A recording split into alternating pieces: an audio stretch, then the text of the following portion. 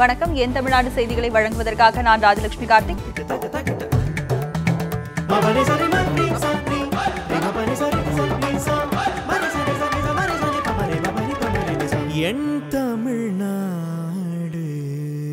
கோவையில் இருந்து தென் மாவட்டங்களுக்கு பயணிகள் ரயில் இயக்க கோரி ரயில் நிலைய மேலாளரிடம் ஏராளமான விவசாயிகள் மாட்டு வண்டிகளில் வந்து கோரிக்கை மனு அளித்தனர்.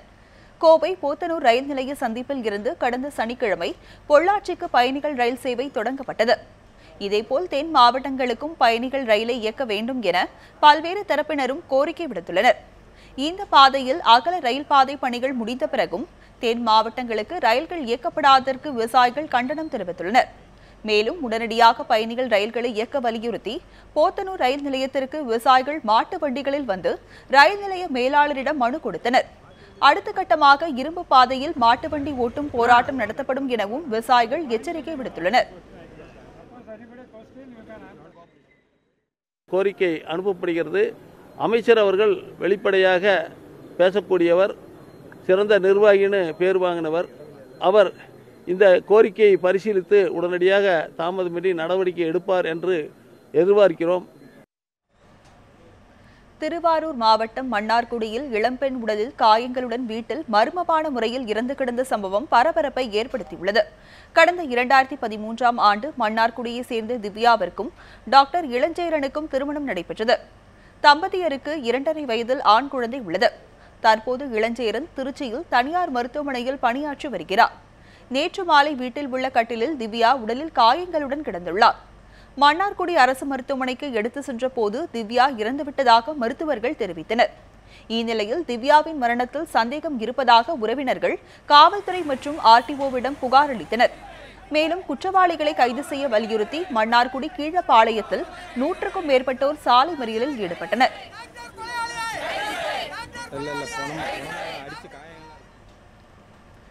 நெல்லை மாவட்டம் புளியரை வனப்பகுதியில் மாடு ஒன்றை புலி அடித்துக் கொன்றதால் பொதுமக்கள் அச்சத்தில் உறைந்துள்ளனர்.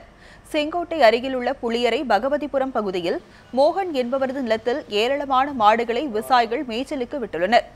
நேற்று மாலையில் வனப்பகுதியில் மேய்ந்து கொண்டிருந்த மாடுகள் அனைத்தும் திடீரென கலைந்து ஓடியுள்ளன. இதனையடுத்து அனைத்து மாடுகளையும் தொழுவதற்கு கொண்டு வந்து விவசாயிகள் அடைத்துள்ளனர். இந்நிலையில் கிருஷ்ணன் என்பவரது தோப்பில் புலி அடித்து சாப்பிட்ட நிலையில் மாடு ஒன்று இறந்து கிடப்பதை பார்த்து விவசாயிகள் அதிர்ச்சி அடைந்தனர்.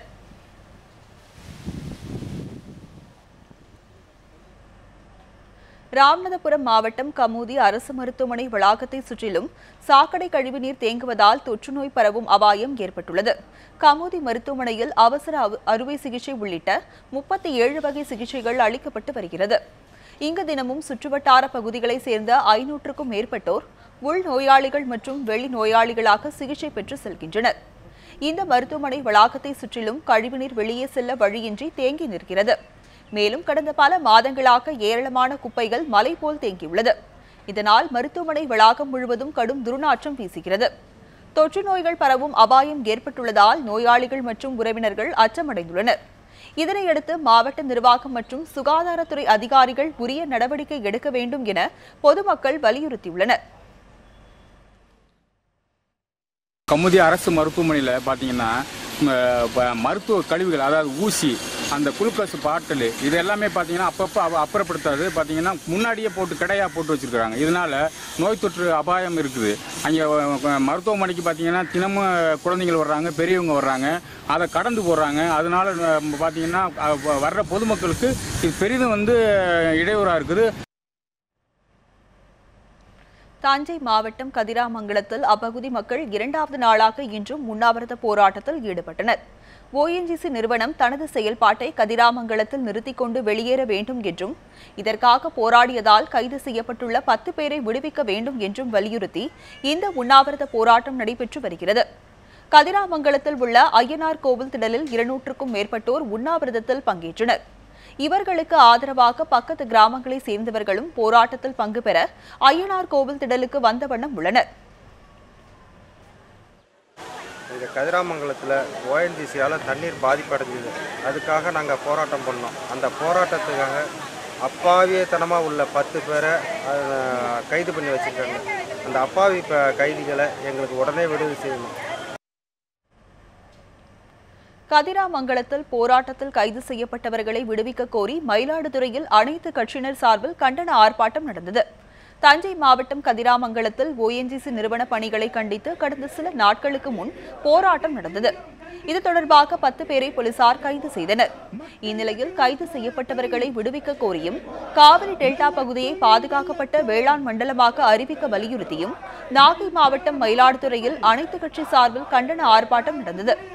இந்த ஆர்ப்பாட்டத்தில் திராவிடர் விடுதலைக் கழகம், விடுதலை சிறுத்தைகள், தமிழர் தேசிய முன்னணி உட்பட 17 அமைப்புகள் பங்கேற்றன.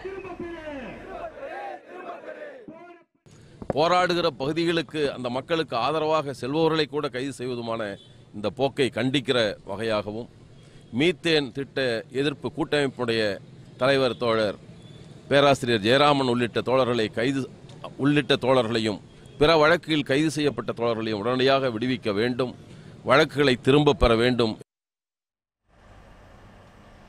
சென்னை எண்ணூர் அனல்மின் நிலைய விரிவாக்கத்திற்காக அழிக்கப்பட்ட மரங்கள் மற்றும் பசுமை பகுதிகளை மீண்டும் உருவாக்க அனல்மின் நிலையத்திற்கு அறிவுறுத்தப்பட்டிருப்பதாக தமிழக அரசு பசுமை தீர்ப்பாயத்தில் விளக்கம் அளித்துள்ளது.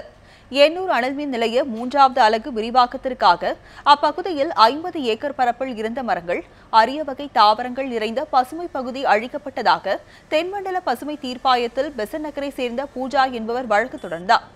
இந்த வழக்கு இன்று நீதிபதி நம்பியார் தலைமையிலான அமர்வு முன் விசாரணைக்கு வந்தது. சென்னை குரோம்பேட்டை அரசு மருத்துவமனையில் அனுமதி மறுக்கப்பட்டு வெளியேற்றப்பட்ட மூதாட்டிக்கு ஆதரவாக மக்கள் வாக்குவாதம் செய்ததால் அவர் மருத்துவமனையில் அனுமதிக்கப்பட்டார். 80 வயது மதிக்கத்தக்க மூதாட்டி ஒருவர் மயக்கம் காரணமாக குரோம்பேட்டை அரசு மருத்துவமனைக்கு வந்தார். அவரை பரிசோதித்த மருத்துவமனை செவிலியர்கள் தற்காலிக மருந்து அளித்து வெளியேற்றியுள்ளனர். அப்போது வெளியில் செல்லும் நிலையில் தான் இல்லை என்றும் தன்னை உள்நோயாளியாக சேர்த்து உரிய சிகிச்சை அளிக்குமாறும் அந்த மூதாட்டி கூறியுள்ளார். எனினும் அதனை ஏற்க மறுத்த செவிலியர்கள் நோயாளியுடன் யாரேனும் ஒருவர் உடன் இருந்தால் மட்டுமே அனுமதிக்க முடியும் என கூறி வெளியேற்றியுள்ளனர். இதனையடுத்து மருத்துவமனை வளாகத்தில் அமர்ந்து அந்த மூதாட்டி போராட்டத்தில் ஈடுபட்டுள்ளார். அவருக்கு ஆதரவாக அங்கிருந்த மக்களும் மருத்துவமனை ஊழியர்களிடம் பேசியதை அடுத்து அவர் உள்நோயாளியாக சேர்த்துக் கொள்ளப்பட்டார்.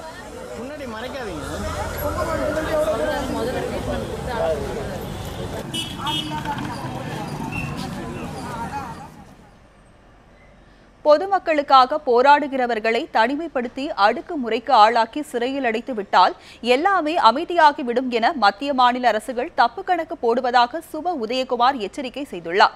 நெல்லை மாவட்டம் வள்ளியூரில் செய்தியாளர்களிடம் பேசிய அவர் மத்தியில் ஆளும் பாஜக அரசின் எடுபடியாக தமிழக அரசு செயல்பட்டு வருவதாகவும் குற்றம் சாட்டினார்.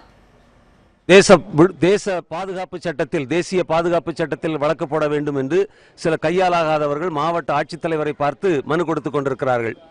இப்படி மக்களுக்காக போராடுகிறவர்களை எல்லாம் தனிமைப்படுத்தி அடக்குமுறைக்குள்ளாக்கி சிறையில் அடைத்து விட்டால் இங்கே எல்லாமே அமைதியாகிவிடும் என்று மத்திய மாநில அரசுகள் தப்பு கணக்கு போடுகிறார்கள். ஸ்ரீவில்லிபுத்தூர் சதுரகிரி மலைக்கோவிலில் நடைபெறும் ஆடி அமாவாசை விழாவிற்கு 4 நாட்கள் மட்டுமே அனுமதி வழங்கப்பட்டுள்ளதால் பக்தர்கள் கடும் எதிர்ப்பு தெரிவித்துள்ளனர். விருதுநகர் மாவட்டம் ஸ்ரீவில்லிபுத்தூர் மேற்கு தொடர்ச்சி மலைப்பகுதியில் சதுரகிரி சுந்தர மகாலிங்கம் கோவில் உள்ளது. இக்கோவிலுக்கு ஆடி அமாவாசை மற்றும் தை அமாவாசையின் போது லட்சக்கணக்கான பக்தர்கள் வந்து செல்வார்கள். இதற்கிடையே கடந்த 2 ஆண்டுகளுக்கு முன் கோவிலுக்கு செல்லும் வழியில் ஏற்பட்ட வெள்ளத்தில் 10 பேர் உயிரிழந்தனர். இதனால் மாதந்தோறும் அமாவாசை, பௌர்ணமி, தை அமாவாசை காலங்களில் கூடுதலாக 10 நாட்கள் வரை பக்தர்கள் மலையேற அனுமதி வழங்கப்பட்டது. இந்நிலையில் வறட்சியை காரணம் காட்டி ஆடி அமாவாசை விழாவிற்கு 4 நாட்கள் மட்டுமே பக்தர்கள் மலையேற வனத்துறை அனுமதி வழங்கியுள்ளது. இதற்கு பக்தர்கள் மத்தியில் கடும் எதிர்ப்பு கிளம்பியுள்ளது. வனத்துறை அறிவிப்பால் சுவாமி தரிசனம் செய்வதில் பல்வேறு சிரமங்கள் ஏற்படும் என பக்தர்கள் குற்றம் சாட்டியுள்ளனர். 100 ஆண்டுகளாக தானிப்பாறை சதுரகிரி கோயில் 100 ஆண்டுகளாக ஆடி மாதம் 10 நாள் திருவிழாக கொண்டாடப்பட்டு வந்த திருவிழா இந்த ஆண்டு வனத்துறையின் கோயில் நிர்வாகமும் 4 நாட்களாக குறைத்துவிட்டது. இந்த 4 நாட்கள் குறைத்ததை இந்து முன்னணி வன்மையாக கண்டிக்கிறது. இந்த 4 நாட்கள் குறைத்தது சம்பந்தமாக நாடு முழுவதும் ஒரு பக்தர்கள் பாதிக்கப்படுகிறார்கள். சாமியை தரிசனம் செய்ய முடியாமல் திரும்பும் சூழ்நிலை ஏற்பட்டுள்ளது. இந்த வருடம் 10 நாட்கள் திருவிழாவை வனத்துறையினர் 4 நாளாக குறைத்து உள்ளன. இது வன்மையாக கண்டிக்கப்படுகிறது. இது நல்லதல்ல. பக்தர்களுக்கு வேண்டிய அடிப்படை வசதிகளை செய்து தந்து எல்லோரும் 10 நாட்கள் தரிசனம் பண்ணி போவதற்கு அருள்பாலிப்பதற்கு இறைவன் அருள்பாலிக்கு வனத்துறையினர் அதற்கு உதவி செய்ய வேண்டும். சென்னை எழும்பூர் ரயில் நிலையத்தில் சூப்பர் ஃபாஸ்ட் எக்ஸ்பிரஸ் ரயிலில் ஏற முயன்று தவறி விழுந்து உயிருக்கு போராடிய பயணியை ரயில்வே காவலர் ஒருவர் சமயோசிதமாக செயல்பட்டு காப்பாற்றியுள்ளார். சென்னை எழும்பூரில் இருந்து தாதர் செல்லும் சூப்பர் ஃபாஸ்ட் ரயில் புறப்பட தொடங்கியவுடன் வேகமாக ஓடிவந்த பயணி ஒருவர் அதில் ஏற முயன்றுள்ளார். அப்போது தவறி விழுந்த அவரை ரயில் இழுத்து சென்றது. அங்கு பாதுகாப்பு பணியில் ஈடுபட்டிருந்த ரயில்வே பாதுகாப்பு காவலர் சண்முகம் இதனை பார்த்து துரிதமாக செயல்பட்டார். உடனே அருகில் ஓடிய ரயில்வே காவலர் ரயிலை பிடித்து தொங்கியபடி சென்ற பயணியை பிளாட்பாரத்தில் இழுத்து போட்டார்.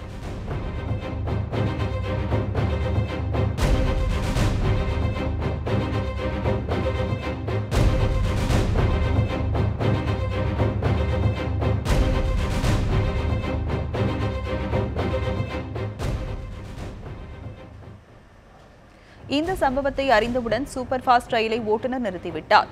பின்னர் தன்னை ஆசுவாசப்படுத்திக் கொண்ட ரயில் பயணி அதே ரயிலில் புறப்பட்டு சென்றார். இந்நிலையில் ரயிலில் தவறி விழுந்த நபரை காப்பாற்றிய ரயில்வே பாதுகாப்பு படை வீரர் சண்முகத்திற்கு ரயில்வே பாதுகாப்பு படை முதன்மை பாதுகாப்பு அதிகாரி பாரி 5000 ரூபாய் சன்மானம் வழங்கி பாராட்டினார். சென்னை கோயம்பேடு சந்தையில் சொத்து வரி செலுத்தாத 729 கடைகளுக்கு சீல் வைக்க சென்னை உயர்நீதிமன்றம் உத்தரவிட்டுள்ளது. சென்னை கோயம்பேட்டில் இயங்கி வரும் காய்கறி சந்தையில் மொத்தம் 2235 கடைகள் இயங்கி வருகின்றன. ஆனால் இவற்றில் 729 கடைகள் சுமார் 2.5 கோடி ரூபாய் சொத்து வரி செலுத்தவில்லை என கூறப்படுகிறது. இது தொடர்பாக கடையின் உரிமையாளர்களுக்கு சென்னை மாநகராட்சி சார்பாக சொத்து வரி செலுத்த கோரி நோட்டீஸ் அனுப்பப்பட்டது. இதனை எதிர்த்து கோயம்பேடு கடை உரிமையாளர்கள் சார்பில் சென்னை உயர்நீதிமன்றத்தில் வழக்கு தொடரப்பட்டது. இந்த வழக்கு இன்று விசாரணைக்கு வந்தது. அப்போது வரி செலுத்தாத கடைகளுக்கு சீல் வைக்க நீதிபதி உத்தரவிட்டார். மேலும் 4 ஆண்டுகளுக்கு ஒருமுறை மாற்றி அமைக்கப்பட வேண்டிய சொத்து வரி ஏன் 1998ஆம் ஆண்டு முதல் மாற்றி அமைக்கப்படவில்லை என நீதிபதி கேள்வி எழுப்பினார். கடைகளுக்கு சீல் வைத்து ஜூலை 20ஆம் தேதிக்குள் அறிக்கை தாக்கல் செய்ய மாநகராட்சிக்கு நீதிபதி உத்தரவிட்டார். சொத்து வரி செலுத்துவதற்கு போதிய கால அவகாசம் வழங்க வேண்டும் என சென்னை கோயம்பேடு வணிக வளாக வியாபாரிகள் சங்கம் கோரிக்கை விடுத்துள்ளது. இது தொடர்பாக நமது செய்தியாளர் விக்னேஷ் வணிக வளாக வியாபாரிகள் சங்க துணைத் தலைவர் சுகுமாரனுடன் நடத்திய கலந்துரையாடலை தற்போது பார்க்கலாம். கோயம்பேடு வணிக வளாகத்தில் முறையாக சொத்து வரி செலுத்தாத 729 கடைகளை உடனடியாக மூடி சீல் வைக்கப்பட்டு வரும் 20ஆம் தேதிக்குள் உயர்நீதிமன்றத்தில் அறிக்கை தாக்கல் செய்ய வேண்டும் என மாநகராட்சிக்கு சென்னை உயர்நீதிமன்றம் உத்தரவிட்டிருக்கிறது. இதற்கான நடவடிக்கை இன்று மாலை அல்லது நாளை தொடங்கும் என எதிர்பார்க்கப்படுகிறது. இந்த சூழலில் சொத்து வரி செலுத்தப்படாததற்கான காரணம் என்ன, வியாபாரிகள் சார்பாக கூறப்படும் கருத்துக்கள் என்ன என்பது தொடர்பாக நம்மிடையே இணைந்திருக்கக்கூடிய கோயம்பேடு வணிக வளாகத்தின் வியாபாரிகள் சங்க துணைத் தலைவர் சுகுமாரன் எந்திருக்கிறார். அவரிடம் கேட்கலாம். சார் வணக்கம் சார். சொத்து வரி செலுத்தப்படாத என மாநகராட்சி உயர்நீதிமன்றத்தில் சொல்லியிருக்காங்க. அது உண்மைதானா? அப்படி உண்மையா இருந்தா அதற்கான காரணங்கள் என்ன சார்? இல்ல பாத்தீங்கன்னா சொத்து வரி எல்லாருமே செலுத்தலன்றது சொல்ல முடியாது. கிட்டத்தட்ட மார்க்கெட்ல 3 மார்க்கெட்டை சேர்ந்து 4000 கடை இருக்கு. 4000 கடையில 729 கடை தான் வரி கட்டலன்றது. அவங்களும் வழக்குல தான் இது பண்ணிருக்காங்க. அதாவது இது போன 6 மாசத்துக்கு முன்னாடியே மாநகராட்சி கொடுத்த நோட்டீஸ்க்கு அவங்க கோர்ட்ல அப்பீல் பண்ணி கோர்ட்ல வழக்கு நடந்திருந்து. இதுக்கு காரணம் பாத்தீங்கன்னா ஏற்கனவே எம்எம்சின்ற மார்க்கெட் மேனேஜ்மெண்ட் கமிட்டி இங்க கோயம்பேடு மார்க்கெட்ல இருக்கு. அவங்களுக்கு மெயின்டெனன்ஸ் சார்ஜ்ன்ற பேரில் மாசம் ஸ்கொயர் ஃபீட்டுக்கு ₹1. அதாவது இப்போ என்னோட கடை 2400 ஸ்கொயர் ஃபீட், நான் மாசம் 2400 ரூபாய் நான் செலுத்திட்டு இருக்கிறேன். அவங்க தான் இங்க பராமரிப்பு பண்ணி இந்த எலக்ட்ரிசிட்டில இது எல்லாமே பண்ணிட்டு இருக்காங்க. இப்போ ஆக்சுவலா கார்பரேஷன் 2005 தான் இங்க டேக் ஓவர் பண்ண. ஏன்னா அதுக்கு முன்ன இது அம்பத்தூர் தாலுக்காவை சேர்ந்தா இருந்து கோயம்பேடு மார்க்கெட். அதுக்கப்புறம் 2005 இருந்து தான் இது சென்னை கார்பரேஷன் லிமிட்டுக்கு வருது. அதனால மாநகராட்சி ஆனா இவங்க வரி இவங்க இது பண்ணிருக்கிறது 1996 இருந்து. அதே மாதிரி மெட்ரோ வாட்டர் தண்ணிக்கும் வரி போட்டிருக்காங்க. ஆனா 96 ஒரு வருஷம் ஒண்டி தான் தண்ணி வந்தது. 96க்கு அப்புறம் கிட்டத்தட்ட 15 வருஷமா 20 வருஷம் கிட்டத்தட்ட 20 வருஷம் ஆகுது. 20 வருஷமா தண்ணி வரல. ஆனா தண்ணி வரி அதுவும் வியாபாரம் கட்டிட்டு தான் இருக்காங்க. இதையும் கிட்டத்தட்ட 70% வியாபாரிகளும் கட்டியிருக்காங்க.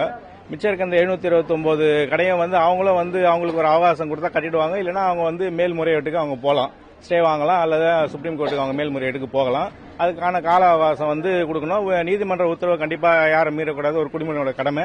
இருந்தாலும் அவங்களுக்கு ஒரு வியாபாரி ஒரு கடையை சீல் வைக்கிறதுன்றது ஒரு அதிகபட்சமான ஒரு இது. கிட்டத்தட்ட இங்க 10,000 தொழிலாளர்கள் இருக்காங்க. ஒவ்வொரு கடைக்கும் வந்து 30-40 தொழிலாளர் இருப்பாங்க. அவங்களாம் பாதிக்கப்படுவாங்க, வியாபாரிகள் பாதிக்கப்படுவார்கள். ஆனால் கால அவகாசம் கொடுக்கலாம், அவங்க கட்ட சொல்லி கண்டிப்பாக வியாபாரிகள் கட்டி விடுவார்கள், யாரும் மீற மாட்டார்கள் என்பது எங்கள் வியாபாரிகளோட கருத்து. நாமக்கல் அருகே குடும்ப பிரச்சினை காரணமாக தாத்தாவை பேரனை கொலை செய்த சம்பவம் பெரும் அதிர்ச்சியை ஏற்படுத்தியுள்ளது. நாமக்கல் மாவட்டம் எருமப்பட்டி அருகே என் புதுக்கோட்டை கிராமத்தை சேர்ந்தவர் ஐயாசாமி. கூலி தொழிலாளியான இவருக்கு மணிராஜா என்ற பேரன் உள்ளார். இந்நிலையில் நேற்று கறிக்குழம்பு சரியில்லை என கூறி மணிராஜா அவரின் மனைவியிடம் வாக்குவாதத்தில் ஈடுபட்டுள்ளார். அப்போது இதனை பார்த்து கொண்டிருந்த ஐயாசாமி மணிராஜாவை சத்தம் போட்டுள்ளார். இதனையடுத்து தாத்தா பேரன் இருவருக்கிடையே தகராறு ஏற்பட்டு ஒருவருக்கொருவர் அடித்துக் கொண்டுள்ளனர். பின்னர் மணிராஜா ஐயாசாமியை கீழே தள்ளிவிட்டுள்ளார்.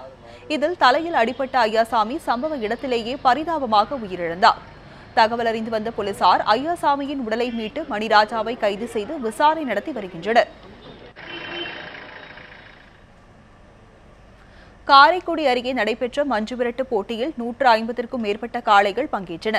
சிவகங்கை மாவட்டம் காரைக்குடி அருகே இழுப்பக்குடி கோவில் திருவிழாவை முன்னிட்டு மஞ்சுவிரட்டு நடத்தப்பட்டது. இந்த மஞ்சுவிரட்டிற்கு சிவகங்கை, மதுரை, புதுக்கோட்டை மற்றும் ராமநாதபுரம் மாவட்டங்களில் இருந்து சுமார் 150க்கும் மேற்பட்ட காளைகள் கொண்டு வரப்பட்டன.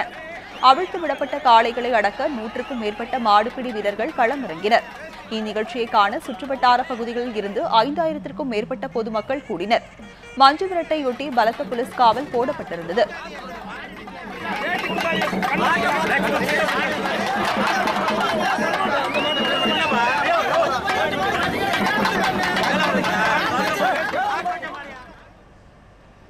ஆடி மாதத்தின் முதல் செவ்வாய் என்பதால் கன்னியாகுமரி மாவட்டத்தில் உள்ள ஔவையார் அம்மன் கோவிலில் பெண்கள் வழிபாடு நடத்தினர்.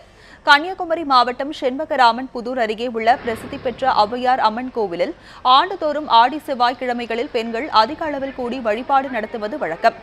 பச்சரிசி உள்ளிட்ட உணவு தானியங்களை கொண்டு விதவிதமான கொழுக்கட்டைகளை தயார் செய்து பூசாரி இல்லாமல் தாங்களை படைத்து வழிபட்டனர். பெண்களுக்கு ஏற்படும் திருமண தடை நீங்கவும் குழந்தை பேறு கிடைக்கவும் வேண்டி பெண்கள் வழிபாடு மேற்கொண்டனர். இதில் தமிழகம் மட்டுமின்றி கேரளாவை சேர்ந்த ஏராளமான பெண்களும் கலந்து கொண்டு அம்மனை வழிபட்டு சென்றனர்.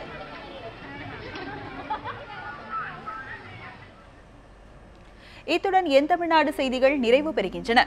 தொடர்ந்து இணைந்திருங்கள் நியூஸ் 7 தமிழுடன்.